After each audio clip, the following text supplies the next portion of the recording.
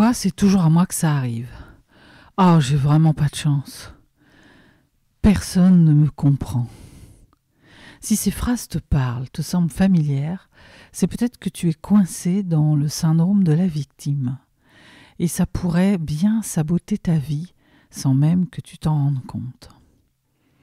Si c'est ton cas, reste là. Je t'en parle tout de suite après. Hypersensible haute couture. Le podcast pour les hypersensibles par une hypersensible. À ta mesure, sous toutes les coutures. À ta mesure, sous toutes les coutures.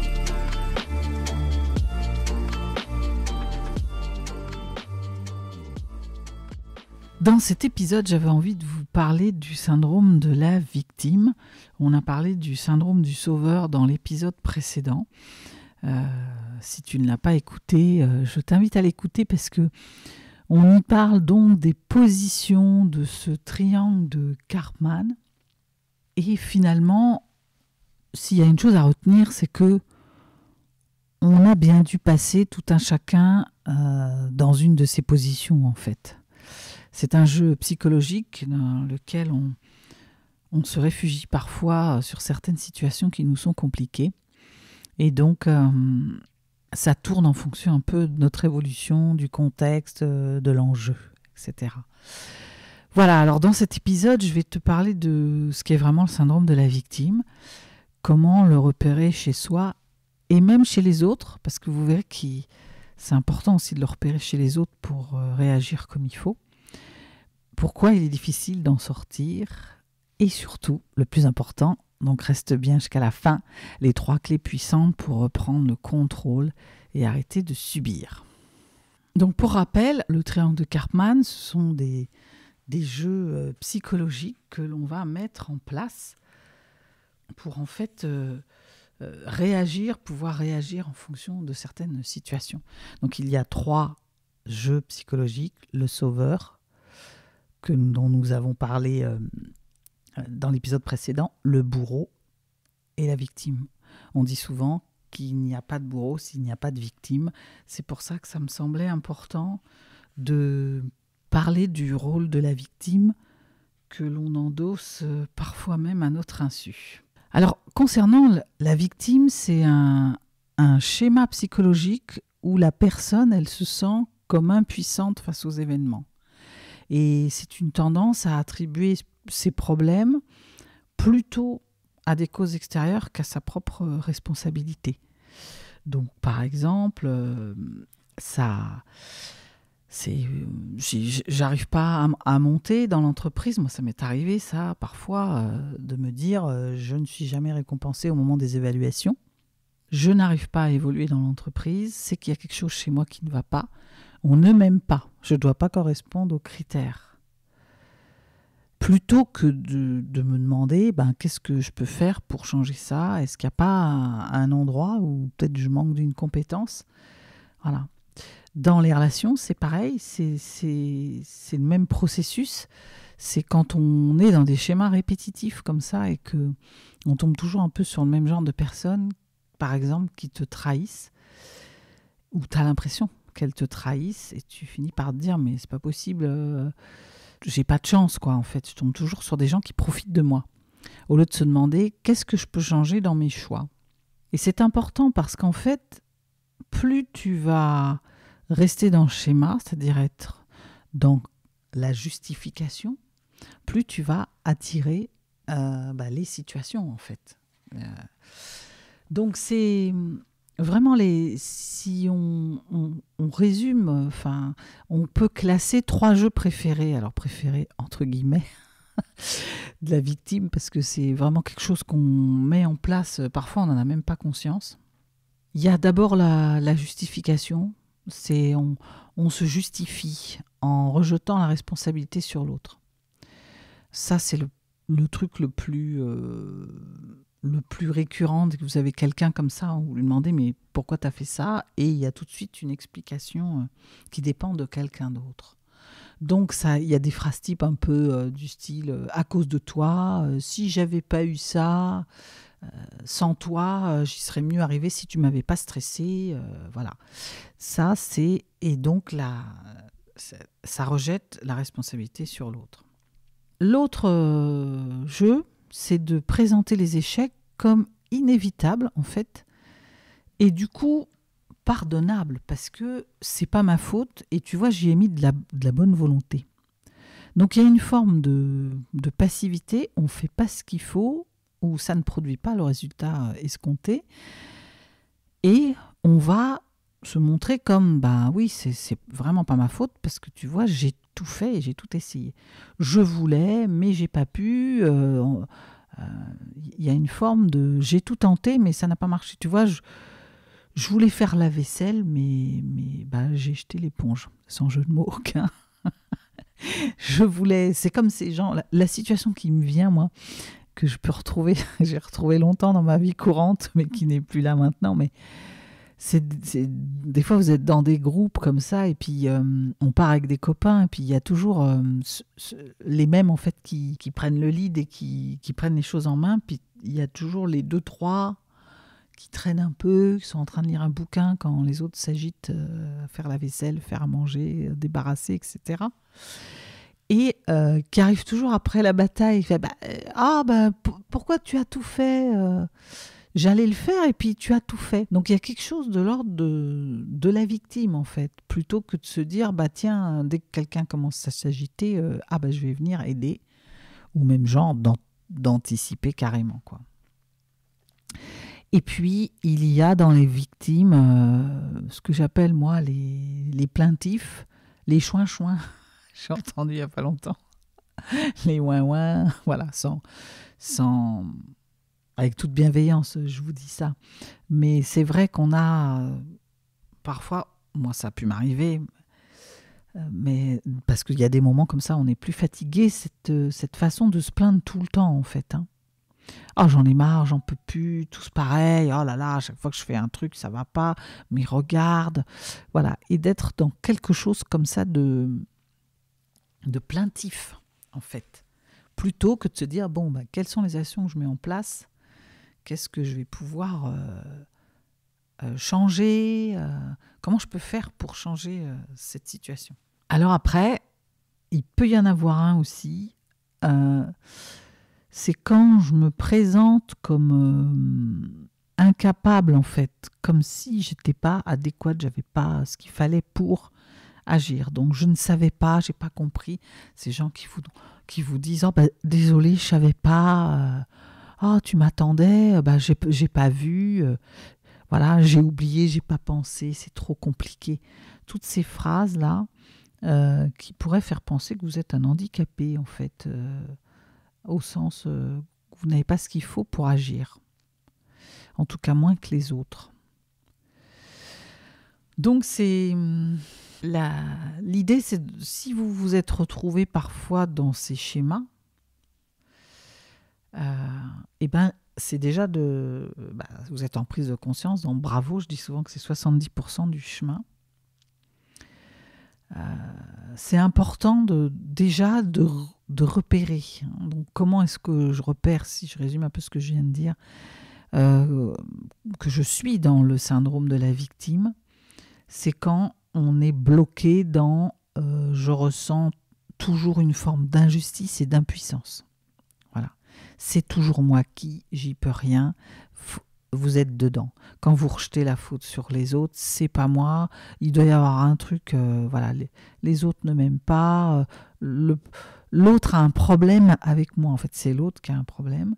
Et quand tu as du mal à passer à l'action et que tu t'attends à ce que ça s'améliore tout seul, c'est que tu es dans le rôle de victime au sens où tu laisses en fait ton bonheur dépendre des autres et tu restes coincé et tu es dans un cercle vicieux en fait, parce que plus tu vas rester dans ce rôle-là, plus tu vas entretenir en face aussi des réactions qui vont venir appuyer ce que tu dis.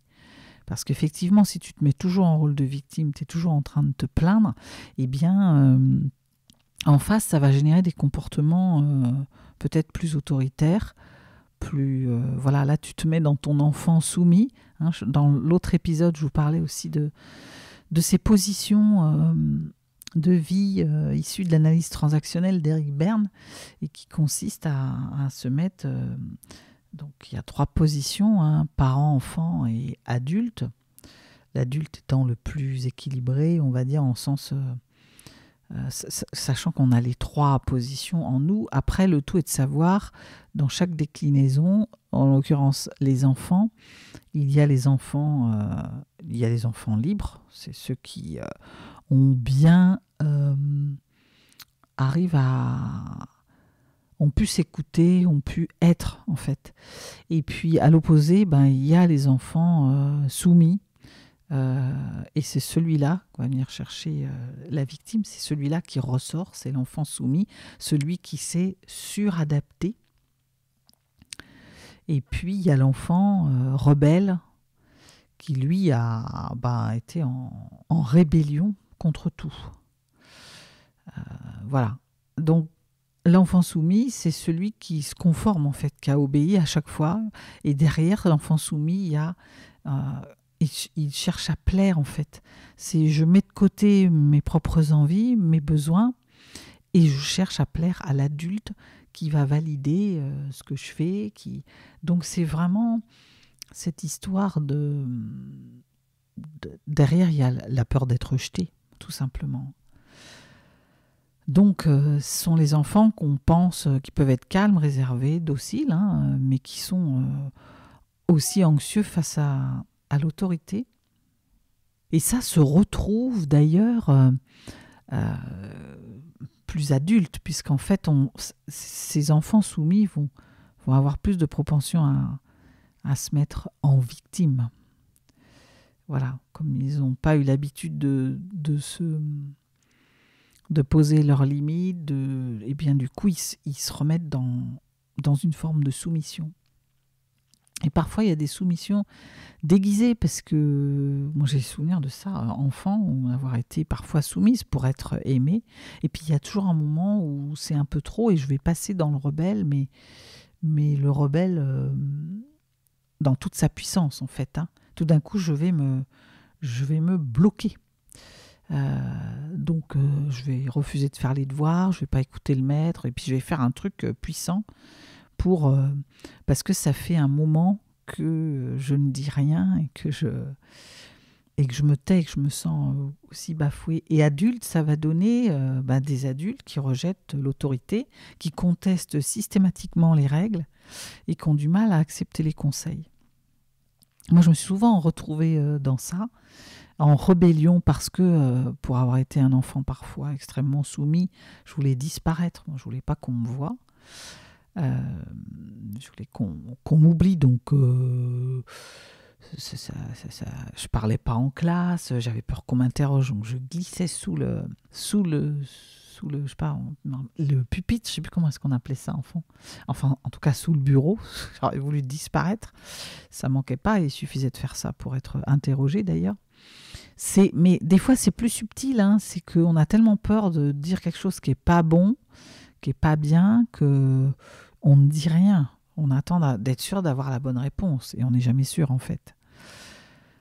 Donc c'est vraiment cette idée d'effacement pour éviter les conflits, et du coup ensuite ça va se retrouver dans une position de victime. Donc ça va être s'il y a un problème, c'est ma faute, je vais avoir tendance à me faire oublier d'être... donc je vais me mettre dans une forme d'invisibilité. Donc si mon boss me donne jamais d'opportunité, c'est que les autres sont favorisés finalement. En couple, si ma partenaire ou mon partenaire ne fait pas attention à moi, je peux rien y faire. Je tombe toujours sur des gens comme ça, de toute façon. Et puis, c'est aussi, ça va peut-être vous faire écho, moi ça me fait pas mal écho, avec les amis ou la famille, quand vous avez cette sensation que vous êtes toujours là pour aider, et que quand c'est votre tour, il n'y a jamais personne. Donc, vous allez vous dire, parce que c'est ce que je me suis dit moi souvent, que ben oui, c'est effectivement ça, moi. Et je vais pouvoir vous citer moult situations où j'ai attendu de l'aide et j'en ai pas eu. Alors qu'en fait, derrière ça, il y a une histoire de... Peut-être que par rapport à ton boss, tu attends une reconnaissance qui viendra jamais parce que peut-être que tu n'as pas osé demander, tout simplement. Mais peut-être que finalement, ça vient de toi parce que tu n'as pas tout à fait le travail. La dernière fois, il va t'expliquer que voilà, tu n'es pas encore au niveau. Peut-être qu'en couple, faudrait peut-être arriver à poser tes limites, en fait. Au lieu de te résigner à rencontrer toujours un peu le même genre de partenaire. Et peut-être qu'avec ta famille et tes amis, tu devrais peut-être pas dire oui tout le temps et arriver à dire non des fois quand on te demande de l'aide, ce qui permettrait au moins déjà de rééquilibrer. Et puis d'appeler à autre chose, parce que évidemment, celui qui dit toujours oui, on le sait, on le repère, et c'est lui qu'on vient voir dès qu'on a un problème. Si c'est quelque chose qui est étudié et que tu dis pas toujours oui, ça va, déjà tu en auras moins, mathématiquement ça se vérifie, mais c'est surtout que ça donne aussi, envoie un signal aux autres qui peut-être ne vont pas venir te demander systématiquement, vont peut-être tu éduques les autres aussi en faisant ça, en remettant l'autonomie un peu sur eux, et que si tu arrives à bien poser tes limites et à faire comprendre que c'est pas tout le temps, c'est quand tu peux, c'est toi d'abord aussi, mais que c'est aussi est-ce que vous avez fait le tour du problème avant de venir me voir, ça aide les autres aussi à grandir. Donc c'est une histoire de prendre conscience et ensuite de réagir différemment en fait. Hein. Et ça marche pareil quand vous pouvez très bien ne pas être dans cette situation de victime, mais avoir une victime en face de vous. Donc il faut en prendre conscience. Avec beaucoup d'indulgence, parce qu'il faut quand même se rappeler que ça prend racine dans l'enfance et qu'en fait, quand on est dans cette situation-là, on rejoue des scènes subies dans un passé souvent douloureux. Donc c'est vraiment d'accueillir ça, en tout cas sans jugement. Mais ensuite, d'être capable par rapport à la plainte, par exemple, de refuser d'entendre une plainte, et les énumérations, peut-être de faire ce que je peux être amenée à faire moi en coaching parfois, c'est pas très agréable mais je le fais, c'est que quand l'autre est trop centré sur son problème à tourner en rond et qu'on pourrait partir sur, ça pourrait durer une demi-heure, c'est de couper la personne et de dire quelle est ta demande en fait là, qu'est-ce que tu attends de moi? Voilà, pour être dans quelque chose qui est sain, aider la victime à s'arrêter déjà, de sortir du cercle et puis à se poser sur quel est le problème et quelle est la vraie demande en fait derrière ces plaintes. Et surtout de prendre conscience, est-ce qu'elle a envie de s'en sortir? Est-ce qu'elle a envie d'être aidée? Parce que souvent, parfois, on va dire, vous avez des gens qui arrivent, qui viennent vous déposer un truc, et puis quand vous commencez à les aider, ça va jamais. Les solutions que vous proposez, ça va jamais. Il n'y a rien qui va. Et en fait, vous vous épuisez, vous vous dites que peut-être vous n'avez pas compris le problème. Souvent, vous vous responsabilisez, vous vous culpabilisez de ne pas y arriver à sortir cette personne de l'eau. Et c'est juste, mais tout est dans le juste, comme je dis à chaque fois, que la personne, elle n'est pas prête, elle n'a pas envie d'être sauvée en fait. On n'a pas envie de l'aider. Et la seule chose que vous risquez de faire, c'est de vous retrouver avec elle du mauvais côté, en fait, du côté de ceux qui ont des problèmes. Donc c'est important aussi de le repérer chez l'autre. Voilà. Alors les clés pour se sortir de ça, quand on est victime soi-même, quand on est dans la position de victime, il y a déjà... Dans tout changement, c'est toujours la même chose. La première chose, c'est prendre conscience du schéma. Prendre conscience de là où j'en suis. Si je ne prends pas conscience, je ne peux pas changer quelque chose dont je ne sais pas qu'il y a... Je ne peux pas changer un problème dont je n'ai pas pris conscience qu'il y en avait un. Et donc, par rapport au rôle de victime, c'est la même chose. C'est que tant que tu ne vois pas le piège dans lequel tu es tombé, le cercle vicieux, tu restes dedans. Alors, comment est-ce qu'on fait ça? Ce qui peut être intéressant, c'est de revisiter un peu votre vie. Moi, j'aime bien l'idée d'écrire et de noter et de le faire régulièrement parce que ça permet, un, de s'arrêter sur ce qu'on fait et deux, de pouvoir comparer. Et donc, ce que je vous propose, c'est pendant une semaine, vous notez chaque fois que vous vous plaignez ou que vous vous justifiez ou que vous remettez la faute sur l'autre. Vous notez les situations et vous regardez dans cette situation si vous avez cherché une solution ou si vous êtes resté bloqué. Dans l'idée que ça venait pas de vous en fait. Et là, vous allez repérer un rôle de victime, un syndrome de victime. Donc c'est déjà le début. La prise de conscience. Ensuite, il y a un travail de transformation. C'est, à différents niveaux, plutôt que de me plaindre, c'est remplacer mes plaintes par des demandes précises. Avant d'aller voir quelqu'un et de me plaindre de telle ou telle situation, c'est de se demander qu'est-ce que j'attends de l'autre dans ces moments-là. Quand je vais aller me plaindre, en fait, c'est pour dire quoi ? Qu'est-ce que j'aimerais qu'il fasse ? Comme ça, c'est très clair. Ça va, soit vous allez trouver et dire, voilà, j'aimerais qu'il fasse ça. Et vous allez pouvoir vous rendre compte aussi que souvent, c'est parce qu'on n'ose pas demander, du coup. Donc, on va se plaindre, on va comme tourner autour du pot. Et vous n'allez pas oser demander. Donc là, c'est aussi de mettre toutes les bonnes conditions, peut-être de travailler la demande avant, de choisir les bonnes conditions pour aller demander. Puis c'est se jeter à l'eau. Parce que finalement, le pire qui puisse vous arriver, c'est d'avoir un non. Et puis, ça peut être aussi, en fonction de ce qui est, plutôt que de dire « je n'ai pas le choix », c'est de vous dire quelle option j'ai par rapport à ça.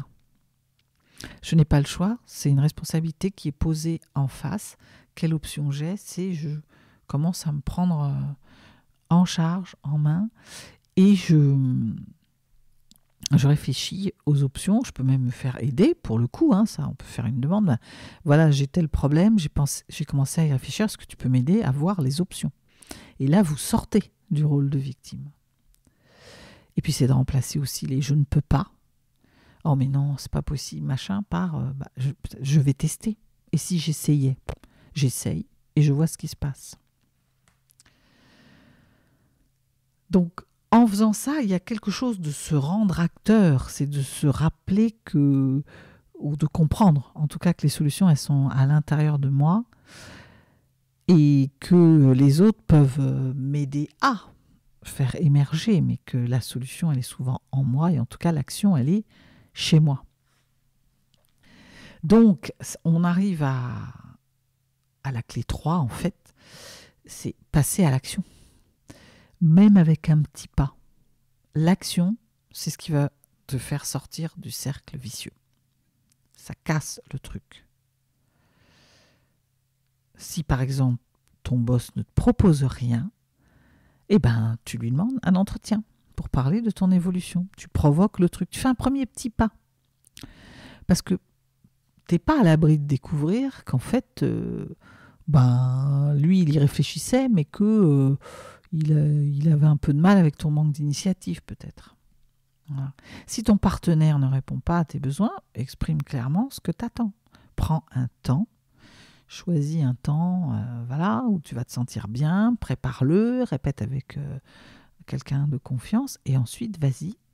Et plutôt que de supposer et de commencer à imaginer ce qu'il pourrait répondre, exprime clairement ce que tu attends et vois comment est-ce qu'il répond. Et si tu ne sais pas bien faire ça, je t'invite à aller voir un de mes replays en live. Je crois que c'est dans Choisir les bonnes relations que j'ai donné une méthode pour être capable d'aller dire à l'autre ce que j'ai besoin de dire, en fait. Voilà, je te mettrai le lien dans la description, le lien vers cet épisode. De la même façon, si tes amis et ta famille ne t'aident pas, c'est oser dire non parfois quand ils vont venir te demander quelque chose pour exprimer aussi tes propres besoins. Peut-être aller jusqu'à leur dire que vous auriez besoin d'aide en revanche pour telle chose et que ce serait génial si ils étaient là. Voilà. Donc, la conclusion de tout ça, c'est de se dire, je crois que s'il y avait qu'une phrase à retenir, c'est de se dire que sans victime consentante, il n'y a pas de bourreau. C'est-à-dire que quand vous vous mettez dans le rôle de victime comme ça, vous appelez l'autorité en face, vous appelez le profiteur qui va bien se servir de vous. Vous appelez le manipulateur aussi. Donc c'est prendre conscience de ça, c'est sortir de ça et c'est commencer à s'éviter ce genre de personnes. Et la deuxième phrase, c'est de vous dire que personne ne viendra vous sauver au fond. Et que c'est plutôt une bonne nouvelle parce que comme ça dépend que de vous, ça veut dire que vous pouvez changer les choses. Alors qu'en tant que victime, si vous attendez l'autre, parfois vous risquez d'attendre longtemps. Voilà, alors je vais vous quitter avec un petit défi pour commencer à vous faire, si vous êtes reconnu dans ce rôle de victime, je vais vous proposer un petit défi, un premier pas pour en sortir. C'est d'identifier une situation où vous êtes senti impuissante récemment, ou une situation qui est relativement récurrente, qui vous arrive un peu trop souvent, et ça c'est la première chose. La deuxième chose, c'est de vous poser la question, quel premier petit pas je peux faire dès aujourd'hui pour prendre du pouvoir? Par quoi je commence? Je commence un nom, peut-être j'écris mes besoins, voilà, peut-être je reliste par rapport à tout ce qu'on m'a demandé, les fois où j'y suis allée volontiers, puis les fois où j'ai un peu traîné des cas de fer. Voilà, donc fais ça, et puis ça m'intéresse que tu viennes me partager ton ressenti en commentaire. Je me ferai un plaisir de te répondre. Et puis si tu es vraiment bloqué, pareil, pose ta question en commentaire et je te répondrai. Voilà pour l'épisode d'aujourd'hui. Donc, tu n'es pas une victime, tu es l'acteur principal de ta vie, et dès que tu reprends ton pouvoir, tu vas voir, tout change. Voilà, j'espère que ça vous aura aidé. J'espère que j'espère que vous aurez trouvé des clés pour commencer, si vous avez identifié quelques situations, pour commencer à faire un peu différemment. Si tu as envie d'avoir d'autres conseils sur d'autres sujets, pense à t'abonner parce que ça te permet d'être au courant de ce qui sort. Je ne sors pas des épisodes et des vidéos de manière à des jours précis. Voilà, c'est un peu aussi en fonction de ce que vous me demandez, des cas que je rencontre en coaching et de l'humeur du moment. Voilà, et puis encore une fois, dis-moi en commentaire s'il y a une situation avec laquelle tu as du mal à reprendre du pouvoir. Et puis, comme je le dis régulièrement, s'il y a un sujet que tu veux voir traité, il y a quelque chose avec lequel tu as du mal et que tu aimerais que j'y consacre un épisode, eh bien, je t'invite aussi à me le faire parvenir en commentaire. Et puis pensez aux copains, s'il y a quelqu'un dans votre entourage qui se met en victime, eh bien, partagez-lui le lien de l'épisode, ça pourrait l'aider. Je vous remercie de m'avoir écouté jusqu'au bout et je vous dis à très vite.